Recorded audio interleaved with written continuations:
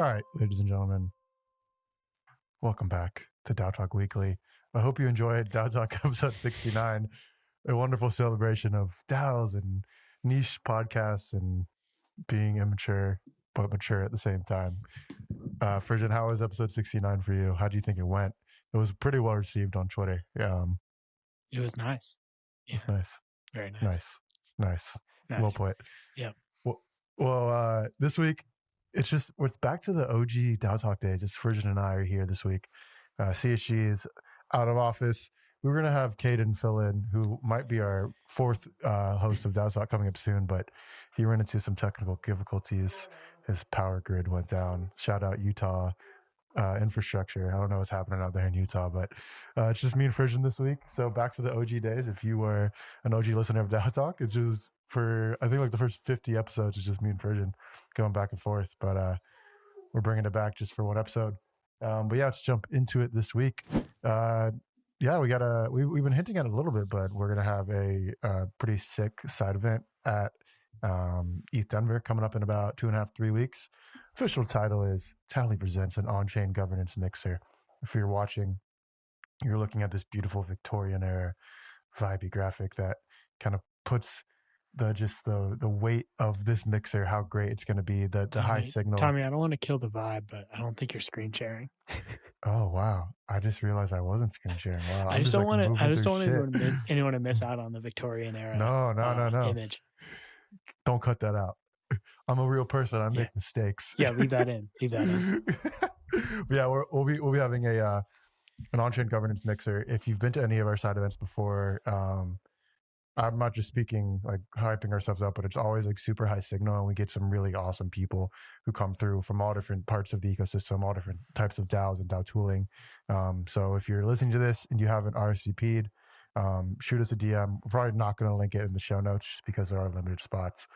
So DM us if you're going to be there. Any Tally account, personal accounts, whatever. We're excited to see you guys there, but it's going to be a good time. All right.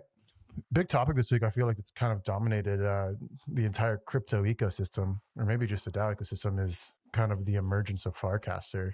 Frisson and kind of internally, we've been on farcaster for a while. Frisson's always been pushing to get on it. You know, he's kind of early to it a couple months ago, but it's starting to, we were talking about it today, reach the mainstream meta, and people are starting to see the value prop of farcaster and what's possible there. Their team and then Dan Romero and team are just constantly shipping, working pretty much 24/7 to implement some awesome product features. The biggest one being frames. If you're listening to this, you probably know what they are, but we'll dive in a little bit deeper about what they are and what they can do. But top of mind, what you should know is we, Tally, put out a bounty for 5 implementations of frames on farcaster with the Tally API. 5 $500 bounties. So if there's only 5 that get submitted and they are passable, you will win the not win, but like you'll get the $500 bounty. So we're really excited to see some implementations of frames with the Tally API. Kind of going to jump into this. I have a screenshot of it because farcaster was just not working on my desktop, but Dennison was tweeting earlier this week, and we kind of use this as a springboard into this conversation of like how farcaster could be huge for DAOs. But he puts it pretty succinctly. Imagine replacing forums, Discord, Telegram, all that off-chain coordination stuff, and getting temperature checks, voting portals, and identity all in one place. And then a response from @Brennan on farcaster. Do you think the unique role that forums, Discord, and Telegram each play in DAO comms could be replaced by a single front end? One of the promises of farcaster is that unique front ends specific to each communication type could be built on shared infra and cross-pollinate. And then Dennison had a great reply. I think there's actually a feature where farcaster is just kind of the everything app for DAOs. A lot of it's starting to happen on Tally because there's a lot of technical tools that operators need, and that's kind of where frames come in. And I think that's where frames are going to kind of be the killer feature of farcaster, or at least it seems like it. But I'd love to hear from Frisson kind of where you could, in a Giga bull case for DAOs in particular, maybe not just farcaster, but how you see farcaster playing out for DAOs. I know people think, I've seen a little bit of a pushback for it being the everything app because the cost of switching from like a Discord snapshot forum is a little bit harder, and you're just gonna have a bunch of tweets and replies. If it's if it's going to like imitate Twitter, maybe there's going to be an implementation where it's a little bit easier to have forums and communications take place. But from a technical perspective, like being able to vote and participate in governance from the app, I think that's kind of the killer feature. I'd love to hear your thoughts on this. I think a lot of times with these tooling, with new tooling or alternative tooling, right, it ends up being more of an and than an or. So I think, Tally certainly still has its place. I think Discourse and Snapshot will still have their place. Um, you know, I think the opportunity with Farcaster is to provide more of like a meta layer or like a meta engagement layer for the DAO that kind of spans across all of the tools. So like I'll just use forums as an example, right? Like at the end of the day, Discourse is it's both a place for like the public to engage with the DAO, but it's also this like really deep record of everything that's ever happened in the DAO, or I guess all of the discussions that have ever happened in the DAO. And so I think, you know, Discourse as a way for the public to engage with the DAO is actually like pretty suboptimal, right? It's like the Arbitrum DAO Discord is a crazy example. It's absolutely unhinged, like the amount of activity and content that's in there. It's definitely hard. I'd say actually impossible for like a newcomer to just look at the Discord and be like, oh, I know what to do, right? Or even an active delegate. It's sort of difficult to track and engage. And so I think figuring out how to engage with like what's going on in the DAO, whether that be commenting on a forum post or voting in a temp check or voting on Tally, vote on chain, I think like providing sort of a surface area for people to engage with and vote with that on Farcaster is really valuable. But that's kind of like the tip. That's gonna be like the tip of the iceberg that's showing above the surface, and then like all these other tools will still be there, kind of operating the DAO kind of underneath the surface. But yeah, I think it's really valuable. Like you kind of see this on Twitter today, right? Like people do some level of DAO engagement on Twitter, and I think Farcaster providing more of like a rich Web3 powered enabled experience in the app could dial that up massively. Yeah, we touch on our bounties, but like we're not the only ones doing bounties, which I think is pretty sweet. Like the Farcaster team is like building and shipping incredibly fast and listening to the community.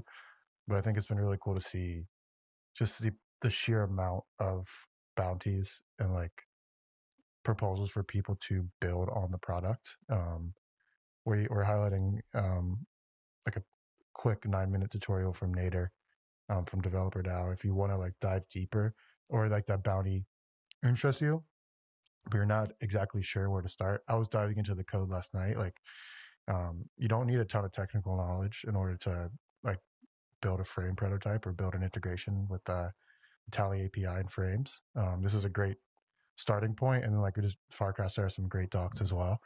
So I'm really excited to see what is built, particularly on the Tally side, but also just in general with governance and trading and interactions on the app itself. It's going to be really cool to see. We get a lot of, I think we even got one this week, like a product idea for like a Tally app, and we just like when it comes to, I think with a lot of startups, like having just engineering resource bottlenecks, it's like not something we have the time at the moment to do. And this, I feel like, solves or begins to solve that problem and brings more of the community and more of the kind of like grassroots DAO style of work into building DAO tooling. So I'm really excited to see it.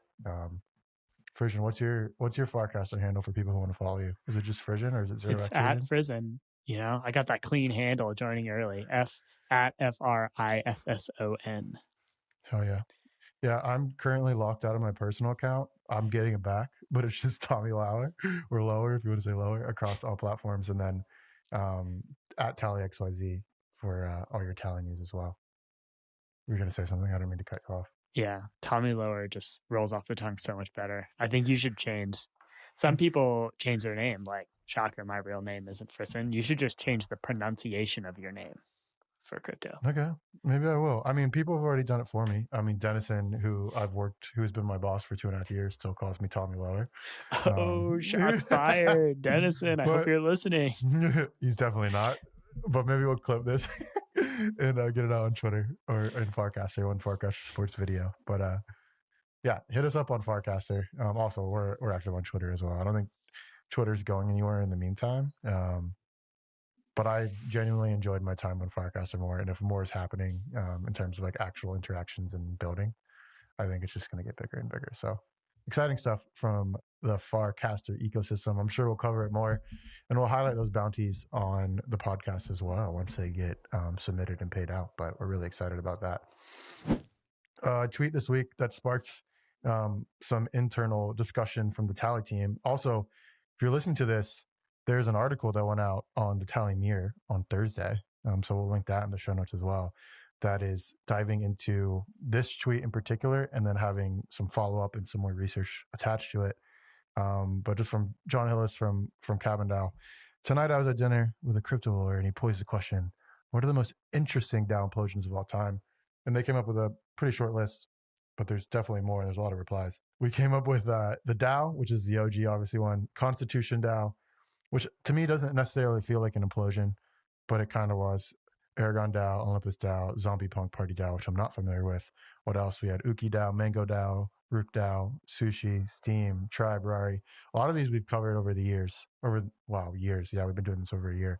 But yeah, an interesting discussion. Frisson, if you had to pick one, what would you say is not your most favorite, because that's like celebrating the downfall of DAOs, but to you, what has been the most interesting one? I have an answer, but I want to hear yours. Yeah, I actually don't think. I think among the examples posed in John's original tweet, the DAO is actually the only one that I would consider an implosion. Constitution DAO, Aragon DAO, Olympus DAO, and Zombie Punk Party DAO, I think, accomplished like sort of the stated goal. Well, Constitution DAO didn't accomplish the stated goal, but they did what they said they were going to do, and then kind of it wound down, and then even has some like cool stuff living on from it, which like loosely speaking, I think is true of sort of the rest of them. Olympus DAO is like still rocking. Like the price went down a lot, but it's still doing what it said it was going to do on some level. And so yeah, I think the DAO qualifies as an implosion because you know it was for a specific purpose and then was never able to achieve that purpose because it was sort of exploited in some way. And I think Martin Schmidt's response here has more great examples along those lines, like Uki DAO, Mango DAO, Rook DAO, Sushi, Steam, Tribe, Rari. These DAOs all sort of like all died in different ways. Uki DAO, I think, I don't know if that one was ever really a DAO on any level, but then got lanced by the CFTC. Mango DAO got exploited by Abraham Eisenberg and just like totally drained. Rook DAO, I think there was an exploit. I don't know exactly what happened there. Sushi DAO has kind of become not a DAO. It sort of got like re-centralized around a CEO. Steam, I think I've like my understanding with Steam, I think Vitalik has referenced it multiple times in his writing, but basically I think there was like an economic attack on governance, like sort of like I think the most famous example of sort of someone being able to accrue enough voting power in the DAO to drive through an agenda sort of single-handedly, like with their own vote by buying tokens. I think it might have been Justin Sun, but I could be totally wrong on that. And then Ferrari kind of like shut down, but like in a coordinated way. So that's the one I think is probably the least implosion-y, but certainly didn't achieve the original goal that was set out. So those are better examples, I think. And kind of that's a good sort of short list of DAOs that kind of fell apart in different ways. And some of those ones like were actually DAOs at one point, too. So yeah, there's certainly been like a lot of drama over the years. But drama doesn't always equate to an implosion. Sometimes drama is good, right? It like forces clarity of purpose in a DAO.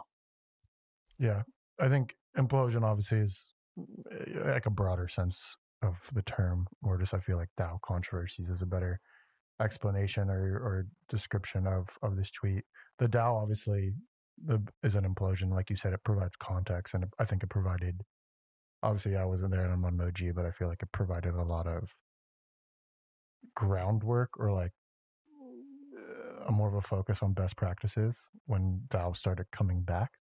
And obviously, some like there was some detritus from it as well. I think a lot of people were, from what I've heard, is like the idea of a DAO kind of went away for a little bit because of the messiness of the DAO.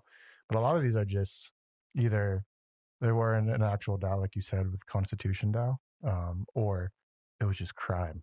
It was crime LARPing as a DAO, which was never going to work, especially these days. And as time goes on, even more. A note on the DAO.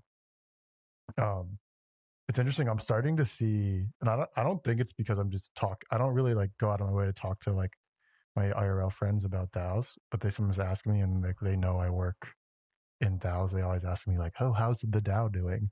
Not knowing like what the DAO means. But I met one of my friends that had like a mutual connection this week, who was like, they said, "Oh, do you know what Tally is?" And like, yeah, I know what Tally is. Like, yeah, I work in crypto. I'm like, okay, like we're starting to kind of proliferate into the broader mind share of crypto participants. But shout out to, I think his name's Dan Hannum. He is like working on Gas Hawk right now, and then built Zen Ledger. So Dan, if you're listening, what's up? Thanks for shouting out Tally. Thanks for knowing who we are. But yeah, I'm excited to see, kind of like what we talked about in the beginning of the episode too, like farcaster kind of probably hopefully supercharging DAO participation and DAO governance. So excited to see it. And again, we'll have an article with not only a list of these and links to everything if you want to explore any of the implosions, but also some controversial proposals. Maybe not so much that have to do with crime or implosions, but just proposals over the years that have attracted the most mind share and the most talk and buzz on social platforms and in the DAO ecosystem. So we'll have that out. If you're listening to this, go check it out. Let's highlight. I want to highlight this project. I don't even know it was being built, but limes.eth built it. It's arbwallets.xyz and enswallets.xyz, and it just highlights all of the multi-sigs for the DAO and what they do, who they are, who's participating in them, how much funding, or I'm not sure exactly what these numbers mean. Frisson, I see you pop up here a little bit. I think it's the amount that has been actually transferred by that multi-sig, if I'm correct, if I'm not mistaken. And it shows all the different working groups that have, funded things or are working. I think this is a great tool, not only for like DAOs themselves, but also for maybe delegates or people who want to get involved or not sure where to start. First, I don't know if you've had a chance to dive into this or you knew this was getting built, but it's a pretty straightforward project that I think, going in line with like bounties, like these are little things that are getting built that are helping move the ecosystem forward. Yeah, Lime sent me this just like out of the blue. It was like, "Hey, I built this with my friend," and I was like, "Damn, this is sick." Um, I'm like on one of the multi sigs, and he gave me a shout out for having my ENS domain and avatar hooked up. There I am. Although I probably need to change my avatar away from the pudgy penguin. Oops.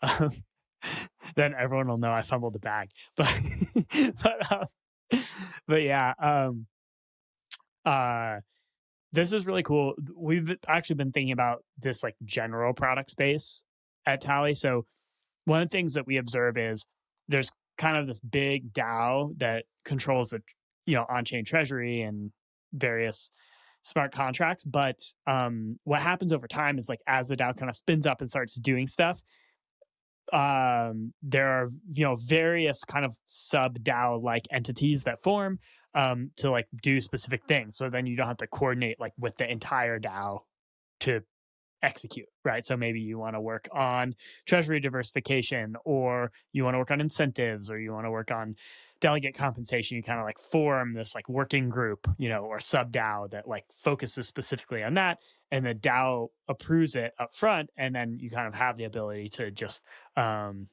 execute going forward.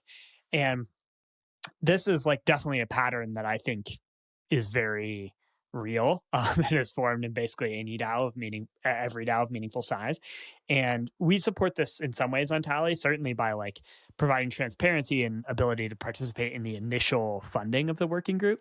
And then we also have sort of some of this information on Tally as well, where we can take all the safes that are associated with the DAO and add them to the homepage of the DAO. I think this tool is like a really cool, additional layer in that stack. And I think kind of one of the next phases from Tally's perspective is to figure out how to create more connectivity between the main DAO and these working groups without actually um, without like slowing it down, right? So one of the things we've been thinking about is this idea of optimistic governance, where or sort of committee governance, where the committee is like it can move forward, like execute transactions from a smaller group from a safe, but the DAO still has the ability to veto or control or claw back those funds. And we've made some small steps in that direction, but that's something we're thinking about a lot, kind of going forward. Yeah, for sure. I love it. I love it. All right, let's highlight some large proposals, or the large proposal on Tally this week from Arbitrum. It was published by Frisson himself. Long-term incentives pilot program, which is I'd love to hear a little bit of context from you, Frisson, before we wrap up, about what exactly it is and what's the difference between the long-term incentives pilot program versus the short-term incentives pilot program. But give you a quick little overview. It's going to be around 45.7 million ARB, which equates right now to about 87 million USD if it is passed by the DAO. But yeah, Frisson, give us a little bit of a breakdown on what the long-term incentives pilot program aims to do, where it differentiates from the short-term incentives program, and what people should know about it. Yeah, this is a huge proposal. It's currently $87+ million worth of ARB. So yeah, this is like just the next phase of kind of incentives. So there's like pretty broad consensus from my view in the DAO that one of the things the DAO should do is fund basically on-chain incentives or just incentives in general for builders and users to come to Arbitrum. And there's a first round of this that happened. It was called the short-term incentives program last year, and so this is a follow-up program that builds off the learnings of that first one to kind of distribute incentives on an ongoing basis, but in a long-term oriented way. So yeah, check this out. It's live on Tally. This is a huge deal in just Ethereum, right? Like if this gets funded, it's going to have far-reaching impacts on the Ethereum ecosystem. So check it out and decide, whether you want to vote for it, or if you're not an Arbitrum delegate, just like understand, what the implications are if it does get passed. Yeah, something I always appreciate about Arbitrum proposals, and I'm guessing you, Frisson, because you're the one that published this, is the amount of detail that goes into the abstract. It's not really an abstract because it is in so much detail, but if you're watching, I've been scrolling for about 10 seconds, and it's just a lot of context, a lot of statistics, a lot of just understanding and communication of what the actual proposal is and what it aims to do. So go check that out if you're interested in it. It's about 57 million votes right now. We need 75.5 million to reach quorum and pass, but it's looking promising so far, and there's about 10 days left on the voting period. That'll end next Saturday, February 17th. So we'll probably cover that in next week's DAO Talk episode as well, but definitely check that out. And on Arbitrum, something I've appreciated as we are fellow DAO content creators is Hunter from, I think, is he work for Community for Off-Chain Labs. He's been releasing this week relatively daily Arbitrum ecosystem updates. They're pretty short form. They go anywhere from like 6 to 15 minutes around everything that's happening in the Arbitrum ecosystem. So we try to cover, the big highlights and the big points on DAO Talk. But if you want to ever get in more granular detail around Arbitrum, go check out Hunter. Go give him a follow. He's a great follow, and he's very succinct in his communication of what's happening, and he kind of brings it down to your level, whatever your level may be. I love this format, and I think more DAOs, especially the big ones, should be dedicating some resources to doing something similar. Getting a good camera. Just if you're doing community management, it's pretty simple to just get on camera, talk about it for 10 minutes, and post it. And they do very well on Twitter. So shout out Hunter. I love seeing awesome content put out in space. and he's got a sweet pet bird that makes some appearances every now and then. So go check that out. And then we'll finish with meme of the week, which is it's a Bitcoin meme, but I LOL'd so hard. I think it like just got posted, but there was a clip of Obama like kind of talking shit on Bitcoin, but in a way it was like, oh, this is kind of the perfect selling point of Bitcoin. Talking about it's basically everyone walking around with a Swiss bank in their pocket, and it's the old Spider-Man meme with James Franco, and I don't remember the fucking actor's name, but yeah, I play Spider-Man. He's like, I love Bitcoin, and then he responds, Bitcoin is everyone walking around with a Swiss bank in their pocket. I just told you I've already bought it, Barry. You don't need to sell it to me. Maybe LOL.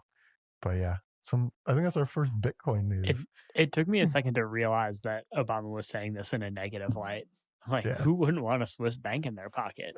That's so fire. That's like an incredible tagline. You know, they Yeah. should have gone with that. Bitcoin should have aligned around that tagline a long time ago. Yeah, I love it. I love it. Well, that's it for DAO Talk Weekly, episode number 70. Frisson, it's been nice just having you and me again, but I miss our co-host. So we'll be back next week, maybe with 4, maybe with 3, but 4 soon. All the show notes will be linked, or all the links will be in the show notes. So go check those out. As all always, the show notes will be linked, and the links will be show noted.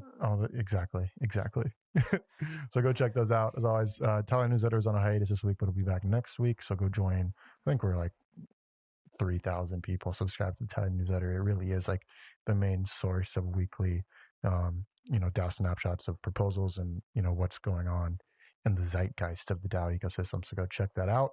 Again, we'll see you in Denver. If you're going to be there, DM us, shoot us some messages if you want to go to that side event, and we'll have some awesome merch and probably some like integrations with Farcaster and some merch redemption for ETH Denver. So we'll see you in a couple weeks there.